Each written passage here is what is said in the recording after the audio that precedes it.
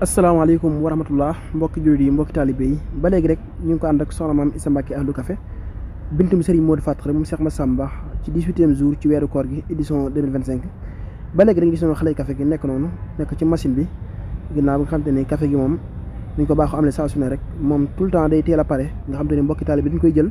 ngir mun koy yóbbu ci commission yi nga xamante ni moom kurkaaku bi moom balaa 18h lépp moom dana mën a jàpp ci café gi jàppandal ba mu jëm ci li nga xam te ne moo di lali jaajëfal baax suñu daam café équipe bi nga xam ne ñoom lañ àndal waaye it ngeen gis noonu Ahlu Café Touba yokku ba suñu jiital jëwriñ soxna maam Jaara Mbàkke nekk noonu waaye nag ku ne xam na ne liggéey bi moom saa su ne ni ñu ko baaxoo amali saa su ne rek ngeen gis noonu yaay Fall ak maam Thierno ñu nekk na ñoom tamit ginnaaw bi nga xamante ni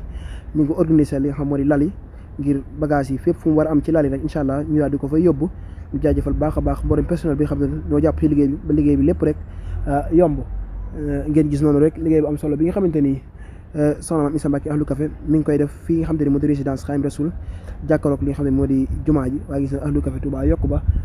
ñun tamit ñu nekk noonu ginnaaw xam ne lali noppi na waaye mbokki taalibe ñu ngi toog ci li nga xam te ni moo di lali gis na Baye Fall bay nekk noonu macha allah ñun tamit ñi ay jàmbaar ngeen gis noonu bisaab yeeg yëpp nekk noonu nga xam ne liggéey Sëriñ Tuubaa moom amul tànk ginnaaw tànk kanam dong la am saa su ne rek mbokki taalibe yi dañuy ñëw ànd ak passeef waaye ànd ak pas-pas ci liggéeyal Sëriñ Tuubaa bii nga xamante ni ñu ngi ko ànd ak soxna maam Issa Mbacke Ahlu Café gis noonu soxna may bu so nekk noonu di jëwriñu daayira Ashabul Jannati di jëwriñ fii ci Ahlu Café Touba yokku ba feggoog maam Jaara Mbacke ak mboolem ñi nga xam ne ñoom lañ baaxoo àndal fi nga xam ne moo di diwaanu kër Sëriñ Tuubaa bi nga xam ne moo jàkkaaroo nga xam ne moo di jumaa bi ngeen gis noonu laal yi nekk nii waaye mbokki taalibe yi nekk nii xéewal yi nekk nii te dara taxu ko ruudu mbokki taalibe yi kon ñu ngi jaajëfal baax soxna maam Issa Mbacke Ahlu Café di ko ñaanal baax a baax mu yàgg fi te ànd ak wér te saa su gestoo gis ñu ba léegi rek comme ni ñu ko baaxoo doptale saa su ne waxtu moom bu jotee ku ne seen xel du jëm fenn furut fii kër Sëriñ Tuubaa gi ngir fekk si fi ndaw yi nga xam te ni ñoo fi nekkal soxna maam Issa Mbacke ànd ko soxna maam Issa nga xamante ni ku ñëw dañ lay orienté ci lali waaye lali nag du manqué dara nga xamante ni moom xéewal yëpp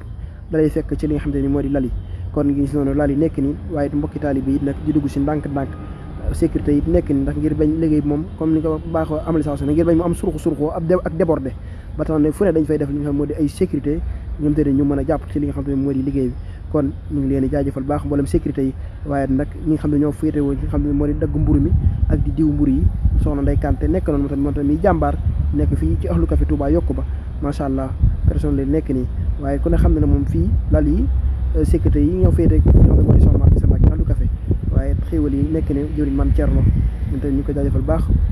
mu nekk noonu moom tamit macha allah waaye nag lal yi nekk nii ne lal yi ñoo fare fii nga xam te ni fii la yaaram di nekk mi soxna maam Issa Mbacke Ahlu Café nga xam te ni saa su ne ñu leen ko baaxul dëpptali waaye nag di profité di leen tàllalal loxo bu baax a baax ci liggéeyal Serigne Touba bi nga xam te ni soxna maam Issa Mbacke Ahlu Café mi ngi koy def jaarale ko ci li nga xam te ni moo di jaamu yàlla yi mbokki jur gi mbokki taalibe yi ba léegi rek ñu ngi leen tàllal loxo képp nga xam ne jëfal yàlla ñor na la rek boo ñëwee fii ci kër Serigne Touba gi di fekk ndaw yi soxna maam Issa Mbacke Ahlu Café Touba wala nga fekk fii jëmm ju tedd jooju muy soxna maam Issa Mbacke Ahlu Café ngeen gis nii rek ñu taal bu am solo boobu lépp rek soxna maam Issa Mbacke Ahlu Café la ñu soxna maam Issa Mbacke Ahlu Café bintum Serigne Modou Faty Khary Serigne Modou Faty Khary Serigne Massamba la ñu di seede Sarsara jàmbaari soxna maam Jaara Buso ñu ngi ko ñaanal baax mu yàgg bi loolu te ànd liggéey bi muy liggéey Serigne Touba jaaree ci mbokki taalibe yi am na solo te fi liggéey suñu mbokki taalibe bu ñu toog ba dañ fiy jaar di sant ak di ñaan waaw te it loolu dafa am solo